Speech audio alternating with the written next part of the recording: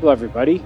I just wanted to make a really quick video about Dark Souls 3 and building a mage character. I know there's a lot of people out there who might want to start as a mage but might be intimidated by it, especially when you consider how mages are in the previous games. They're usually a little bit tough starting out simply because you do weaker handheld weapon damage because you're focusing all your stats on your magic power. Obviously your magic is strong, but maybe you don't have all that great spells, you don't have a lot of spells, and in this Dark Souls 3, you also have to worry about mana bar and mana potions and sacrificing health potions for mana potions. So on that note, I wanted to give all my mage players out there a little bit of advice that I've already discovered when building my own mage character. This video is about early game mage builds and how to get and customize a good melee weapon for your character at the start of the game. So, first of all, when it comes to selecting a mage, I personally chose the Pyromancer because I wanted to make a hex build, and he comes with 14 int and 14 faith. So for me, it was the most efficient stat build for the class I wanted to make. He also comes with 12 strength and 9 dexterity, so you could start him out with a strength weapon, and that would be fine.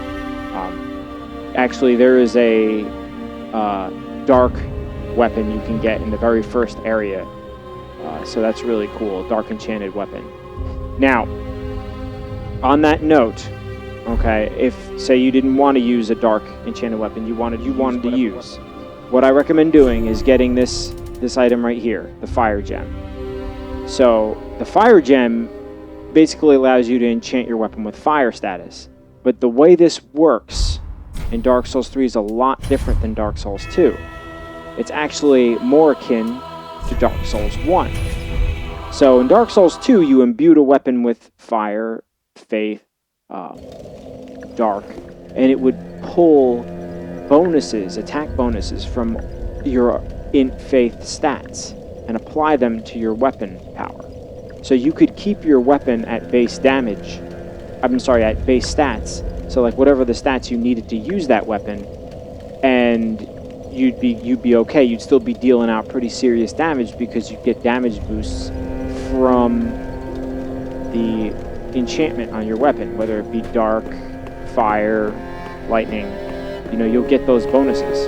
But in this one, it's different. In this one, I'm going to show you. Just wasn't he? Check this out. So this is a fire Uchigatana, okay? Now that means I took that fire gem that I told you I got as a gift. I picked it because I knew I wanted to get an elemental weapon because I thought it would benefit my character. But to my surprise, when I went to apply it to the weapon I wanted, the Uchigatana, this is what I found out. You have 0 attribute bonuses. So this is very akin to Dark Souls 1, where basically you just had fixed damage from elemental weapons. Okay, you had no scaling at all. Now, this is beneficial and not so beneficial. Okay, it's not so beneficial for people who have strong stats in those particular weapon attributes, like in the Uchigatana's case, dexterity. However, it is beneficial for mages, okay, because we are not looking to focus our power in dexterity or strength. We want to have magic power. We want to blow people's faces off with crazy spells. Okay, cool. But using this method, you can still, at the very start of the game, get a pretty good fire weapon. So when I first started this build, I went to upgrade this weapon, okay? My physical was 99 plus 15, okay? So it's 99 physical damage plus 15 bonus damage. So once I applied the fire boost, fire infusion, I got 99 physical and 99 fire. So I almost nearly doubled my damage output. Granted, some things are weaker against fire and some things are stronger against fire.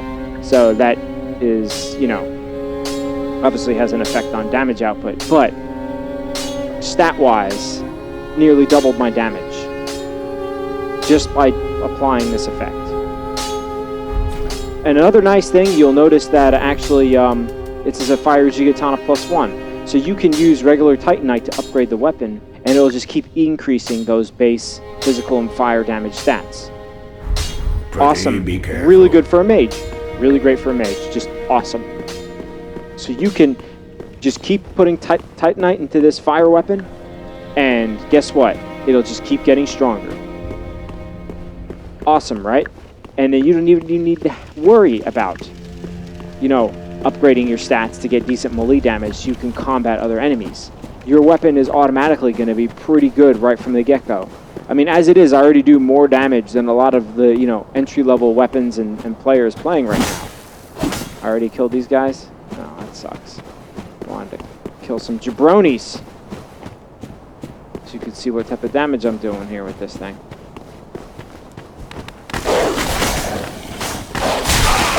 Awesome. 121 on the dog. Okay. It also does about 117 on all the other guys here. So, in comparison to what you start with, the hatchet, that's, I want to say, about double the damage, and you're one-hitting the guys. So, pretty awesome. Not to mention the next couple areas, you're all going to be fighting undead anyway. So, typically, undead are weak against fire. Anyway, I hope you guys learned from this. I thought this was a really interesting tidbit, and I wanted to throw this out there for the community who are just starting out this game. I have a new video recording setup, a new hard drive array. So all of my footage, my gameplay footage, is now being recorded, and I can pick and choose certain parts of that footage to make videos for you guys in the future on certain topics like weapon reviews or strategies against bosses, things of that nature. So I'm hoping to have a lot more videos and random videos out there for Dark Souls 3 that'll help you guys improve your game. Look at this, one hit. Who even cares? You know, that's a one-handed attack. Great, great for a mage build. Still got my fire. You know, I can still throw my frickin' spells out there. Pretty awesome. Okay, I've got healing magic too. So, I don't know. I'm really enjoying this setup right now. It's extremely, extremely versatile. And it gives me some options while still trying to boost my faith and intellect to get up to higher levels. I'm hoping that I may find that one guy out there where if you approach him with a certain number of intellect and faith, he'll just start giving you items and stuff, kind of like Dark Souls 2. So I kind of want to get that up a little bit higher and see what the result is with that. Anyway, that concludes this video. A lot more to come. Hope you guys enjoyed it. Please like and subscribe. I also, just for those who are watching my Bloodborne noob guide, I have finished recording it. I just need to do some editing on it. So a couple more of those videos will be coming out probably this weekend. Anyway, thanks again for everybody for your support.